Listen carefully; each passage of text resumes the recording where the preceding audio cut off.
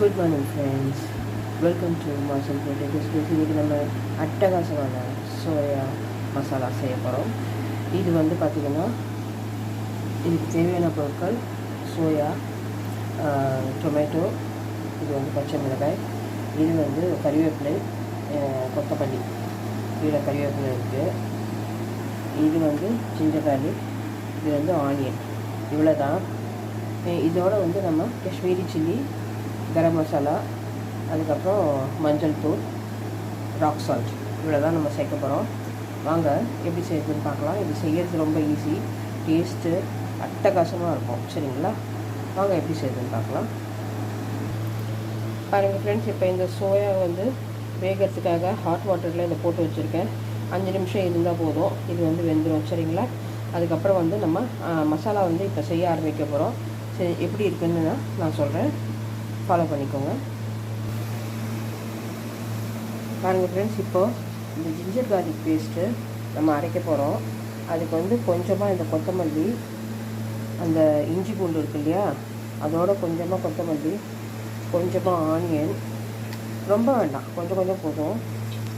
கொஞ்சமாக கொத்தமல்லி, கொஞ்சமாக ஆனியன், கொஞ்சமாக டொமேட்டோ. இது ஏன்னு கேட்குறீங்க, கரெக்டாக? இந்த சோயா மசாலா கிரேவி வந்து நல்லா கிரேவி பதத்துக்கு வரணும்னா இந்த மாதிரி நம்ம கொஞ்சமாக அரைச்சி சேர்த்தோம் அப்படின்னா டேஸ்ட்டு சூப்பராக இருக்கும். அந்த கிரேவி கன்சிஸ்டன்சி அட்டகாசமாக இருக்கும். சரிங்களா, ஸோ இப்போ இஞ்சி பூண்டு, கொஞ்சமாக வெங்காயம், கொஞ்சமாக தக்காளி, கொஞ்சமாக கொத்தமல்லி சேர்த்துருக்கேன். சரிங்களா, இப்போ நான் இதை அரைச்சிட்டு வந்துடுறேன். பாருங்கள் ஃப்ரெண்ட்ஸ், இப்போது வெங்காயம், தக்காளி எல்லாமே நம்ம சேர்த்துட்டோம். இப்போ அரைச்சி வச்சுருக்க இஞ்சி பூண்டு பேஸ்ட்டு ஆட் பண்ணுறோம்.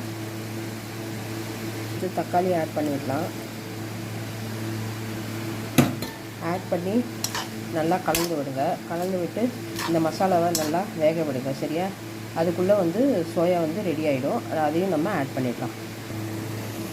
பாருங்கள் ஃப்ரெண்ட்ஸ், நான் வந்து இப்போ மஞ்சள், Kashmiri chilli, ordinary chilli, garam masala எல்லாமே நான் இப்போ சேர்த்துட்டேன்.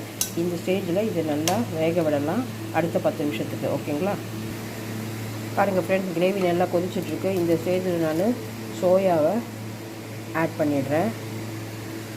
ஆட் பண்ணிவிட்டு இதை நல்லா கலந்து விட்டுடலாம். சரியா, இதை வந்து நம்ம முன்னாடியே சேர்த்தலாம். சோயா அந்த வாட்டர்லாம் சேர்த்துட்டு நல்லா ஊறும். சரிங்களா, இப்போ வந்து இதை நான் க்ளோஸ் பண்ணி வச்சிடுறேன். பாருங்கள் ஃப்ரெண்ட்ஸ், அட்டகாசமான சோயா மசாலா சூப்பராக தயாராகிடுச்சு. நீங்களும் இதே மாதிரி செஞ்சு பாருங்கள். செஞ்சு பார்த்துட்டு எப்படி இருக்குன்னு கமெண்ட்ஸில் சொல்லுங்கள். உங்களுமா சைனிங் ஆஃப். மறக்காமல் லைக் பண்ணுங்கள், ஷேர் பண்ணுங்கள், சப்ஸ்கிரைப் பண்ணுங்கள். சாச்சா, பை பை.